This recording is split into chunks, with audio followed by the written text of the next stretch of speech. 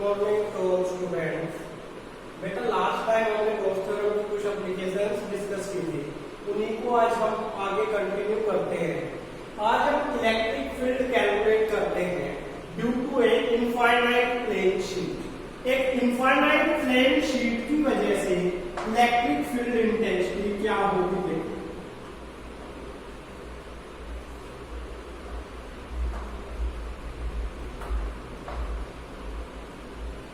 मैंने मानना है कोई मेरे पास क्या है, इनफाइनाइट प्लेन शीट है। इस प्लेन शीट के ऊपर क्यू चार्ज डिस्ट्रीब्यूटेड है।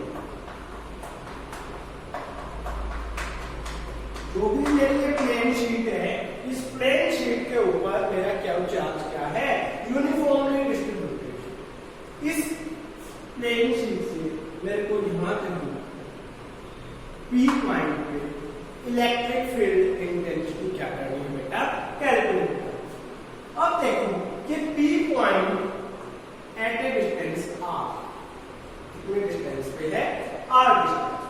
अब ये डिस्टेंस इस शीट के कंपैरिजन में इतनी छोटी है कि इस डिस्टेंस के कंपैरिजन में मैं इस शीट को क्या मान सकता हूं, इनफाइनाइट एज्यूम कर सकता हूं। मैंने माना कि क्यू चार्ज यूनिफॉर्मली डिस्ट्रीब्यूटेड है, उसके लिए सिग्मा क्या है, इसकी सरफेस चार्ज डेंसिटी।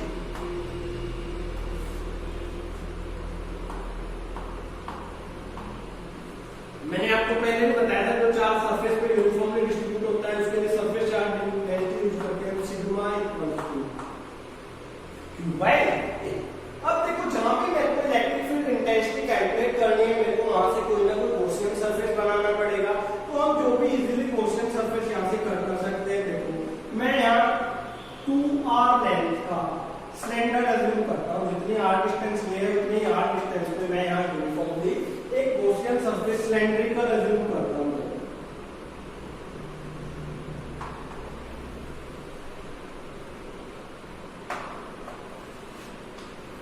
मैंने एज्यूम की कि मैंने गॉसियन सरफेस सिलेंड्रिकल यहां से कर दिया। अब देखो इस सिलेंडर में मेरे पास तीन पोर्शन होंगे एरिया वेक्टर के। क्या क्या देखो, फर्स्ट पोर्शन तो ये होगा जो मैंने डाल किया है। ये शीट ऐसे है, इस पे यहाँ पॉजिटिव चार्ज है, यहाँ पॉजिटिव चार्ज है। इस पॉजिटिव की वजह से इलेक्ट्रिक फील्ड की डायरेक्शन ये होगी। यहाँ से मैं कोई एरिया वेक्टर डीएस कट करूंगा, एरिया वेक्टर की डायरेक्शन सिलेंडर से यही होगी, तो मेरे पास थीटा कितना होगा। अब ये शीट ऐसे है, यहाँ कहीं इलेक्ट्रिक फील्ड की डायरेक्शन गई नॉर्मली आउटवर्ड, एरिया वेक्टर भी, एरिया क्या होता है नॉर्मली आउटवर्ड, तो यहाँ भी थीटा कितना होगा, 0। क्लियर है। अब बेटा थर्ड केस बच गया। देखो ऐसे सिलेंडर था, सिलेंडर का लोअर पोर्शन ले लिया, अपर पोर्शन ले लिया, और जो बीच का बच गया ये यहाँ से मैं क्या करूंगा, तो ये वेक्टर कट करूंगा अपवर्ड डायरेक्शन में। एरिया की डायरेक्शन अपवर्ड, पॉजिटिव की वजह से इलेक्ट्रिक फील्ड की डायरेक्शन में थीटा मेरा यहाँ कितना आ गया, नेगेटिव। मैं चलते डायग्राम सबको समझ आ गया होगा बेटा। अब जो गॉस थ्योरम का यूज करके मेरे को इलेक्ट्रिक फील्ड इंटेंसिटी कैलकुलेट करना है, तो गॉस ने क्या कहा था कि मेरा किसी भी सिस्टम में टोटल इलेक्ट्रिक फ्लक्स होगा वो 1/ε0 टाइम्स होगा टोटल चार्ज। तो देखो यहाँ से भी मेरे को इलेक्ट्रिक फ्लक्स कैलकुलेट करना पड़ेगा, यहाँ से भी इलेक्ट्रिक फ्लक्स कैलकुलेट करना पड़ेगा, और यहाँ से भी मेरे को इलेक्ट्रिक फ्लक्स क्या करना पड़ेगा, कैलकुलेट करना पड़ेगा। देखो अकॉर्डिंग टू गॉस थ्योरम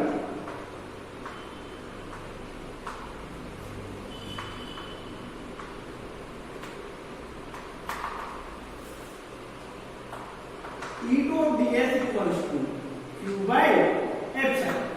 अब E dot ds first surface की वजह से भी होगा, E dot ds due to surface number first,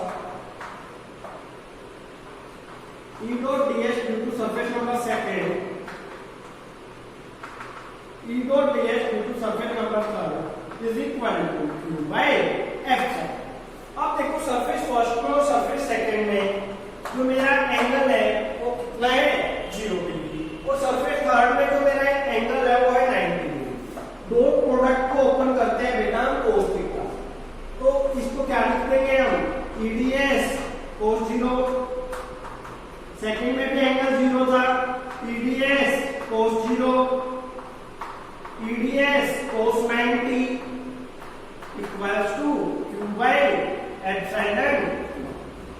cos 0 की वैल्यू हमेशा 1 होती है, cos 90 0, EDS 2 times E dot ds equals to q by epsilon naught, क्योंकि cos 90 0 into something 0, तो into integration of ds equals to q by epsilon 2 times of q by epsilon। अब देखो यहाँ से q की वैल्यू कैलकुलेट करो, sigma into a या sigma into s हो जाएगी, क्योंकि ये भी सरफेस एरिया है और s में हम सरफेस एरिया यूज करते हैं। q की वैल्यू मैंने कर दी sigma into s divide by epsilon, s से s क्या हो गया cancel, is equal to sigma by 2 epsilon. ये मेरी इलेक्ट्रिक फील्ड इंटेंसिटी आ गई due to a long infinite plane sheet. एक प्लेन शीट की वजह से इलेक्ट्रिक फील्ड इंटेंसिटी कितनी होगी वो हमने क्या कर दिया कैलकुलेट। अगर इस एक शीट की वजह से सिग्मा बाय एप्सिलॉन होगा, अगर मेरे पास शीट दो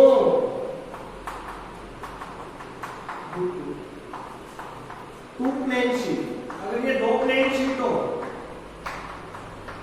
तो देखो एक की वजह से सिग्मा बाय 2 एप्सिलॉन लो, दूसरी की वजह से फिर क्या जाएगा सिग्मा बाय 2 एप्सिलॉन लो, तो नेट क्या आएगा 2 सिग्मा बाय 2 एप्सिलॉन लो, 2 सिग्मा बाय 2 एप्सिलॉन लो, तो क्या आ गया मेरे पास सिग्मा बाय एप्सिलॉन। दो प्लेन शीट की वजह से मेरे पास इलेक्ट्रिक फील्ड इंटेंसिटी जो होगी वो होगी मेरी सिग्मा बाय एप्सिलॉन। क्लियर है? अब बेटा नेक्स्ट है मेरा electric field intensity due to a two long infinite parallel sheet. अगर दो पैरेलल शीट होंगी तो उनके बीच में इलेक्ट्रिक फील्ड इंटेंसिटी कितनी होगी वो हमें क्या करना है कैलकुलेट कर। देखो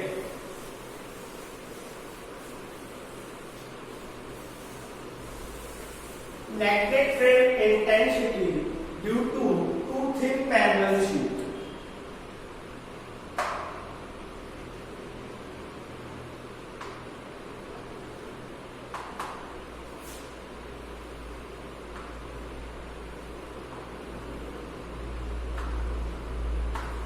मेरे पास दो शीट है ए और बी, दोनों शीट के ऊपर plus Q charge uniformly distributed है।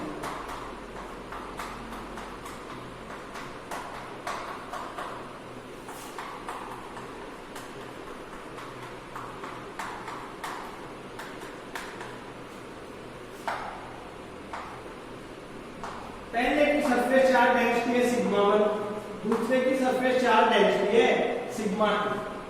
अब देखो बेटा इस केस में मेरे पास 3 रीजन्स होंगे, ये होगा रीजन नंबर फर्स्ट, ये होगा मेरे पास रीजन नंबर सेकेंड और ये होगा मेरे पास रीजन नंबर थर्ड। अगर मैं सिंगल सिंगल अभी मैं एज्यूम करके आया था, सिंगल के लिए कैलकुलेट करके आया था कि ए शीट के लिए इलेक्ट्रिक फील्ड इंटेंसिटी कितनी होगी sigma 1 by 2 epsilon. B sheet के लिए इलेक्ट्रिक फील्ड इंटेंसिटी पिछला रिजल्ट यूज कर दूंगा सिग्मा बाय 2 एप्सिलॉन और सिंगल के लिए तो सिग्मा 2x की सरफेस चार्ज डेंसिटी तो सिग्मा 2 डिवाइड बाय 2 एप्सिलॉन। दोनों की वजह से मैंने इलेक्ट्रिक फील्ड इंटेंसिटी क्या कर दी कैलकुलेट। अब देखो जो रीजन फर्स्ट है बेटा ध्यान रखना है, यहाँ देखो ये पॉजिटिव चार्ज ऐसे डिस्ट्रीब्यूटेड है स्पेस में, पॉजिटिव चार्ज अगर एक ही वजह से इलेक्ट्रिक फील्ड इंटेंसिटी की डायरेक्शन कहां होगी आउटवर्ड। अब दूसरी शीट ऐसी है, दूसरी शीट का ये सरफेस इस साइड है, इसकी वजह से इलेक्ट्रिक फील्ड की डायरेक्शन इस एरिया में क्या होगी, दूसरी की वजह से इलेक्ट्रिक फील्ड की डायरेक्शन यही। अगर मैं B2 A कोई भी आ रहे हैं इलेक्ट्रिक फील्ड तो हमेशा मैं क्या ले रहा हूँ नेगेटिव, तो A to B कोई भी जा रहे हैं तो वो हमेशा मैं एज्यूम कर रहा हूँ पॉजिटिव बाय ओवर कन्वीनियंट। अपने कन्वीनियंट के लिए मैं एज्यूम कर लेता हूँ कि B से A नेगेटिव होगा और A से B पॉजिटिव होगा। अब मैं रीजन 2 में इलेक्ट्रिक फील्ड की डायरेक्शन कैलकुलेट करूंगा। देखो दो शीट ऐसे थी, रीजन 2 में देखो ये जो सरफेस है ये शीट है, ये शीट का ये पॉजिटिव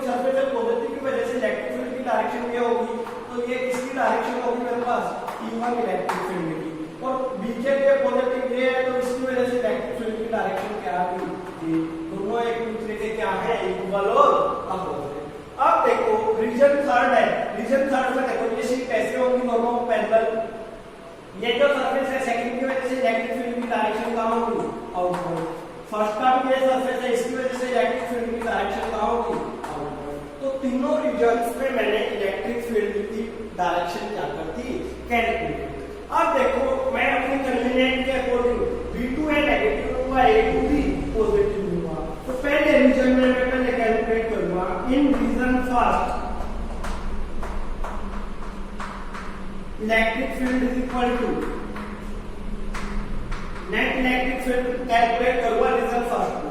रीजन फर्स्ट में E1 की डायरेक्शन भी V2A है और E2 की डायरेक्शन भी V2A है, दोनों को मैं क्या ले लूंगा, नेगेटिव। तो माइनस E1 और माइनस E2, माइनस E1 मतलब minus sigma 1 by 2 epsilon naught, minus इसको भी क्या लूंगा, minus sigma 2 upon 2 epsilon.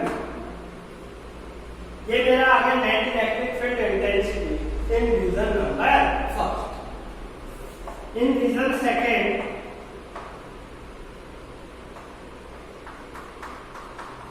Net electric field कितना होगा सेकेंड में, देखो E1 की डायरेक्शन है A to B और E2 की डायरेक्शन है B to A, तो E1 पॉजिटिव होगा और E2 क्या होगा, नेगेटिव। नेट इलेक्ट्रिक फील्ड क्या आ जाएगा, E1 minus E2, sigma 1 by 2 epsilon naught minus sigma 2 by 2 epsilon. Next है इन रीजन नंबर थर्ड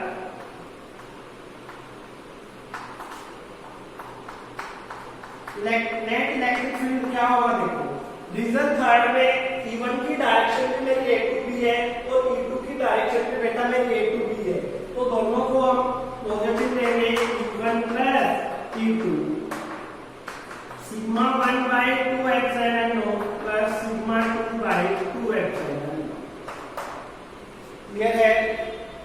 अब यहाँ हम स्पेशल केसेस अज्यूम करते हैं। सपोज करो जो मेरी पहली शीट है और दूसरी शीट है, दोनों पे सरफेस चार्ज डेंसिटी यूनिफॉर्म है। इस sigma 1 equals to sigma 2 equals to sigma, पहले पे दूसरे पे दोनों पे क्या है, यूनिफॉर्मली क्या है, सरफेस चार्ज डेंसिटी, और इलेक्ट्रिक फील्ड क्या होगा वो हम कैलकुलेट करेंगे।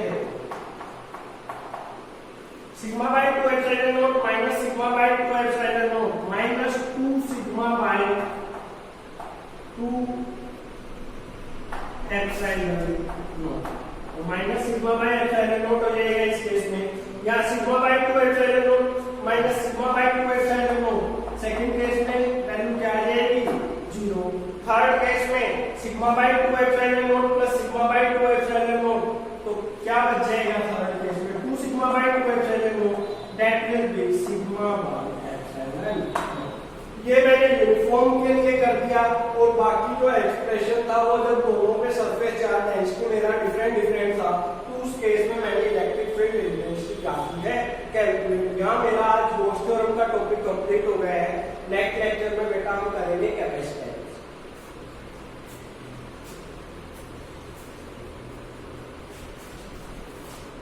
आया ना।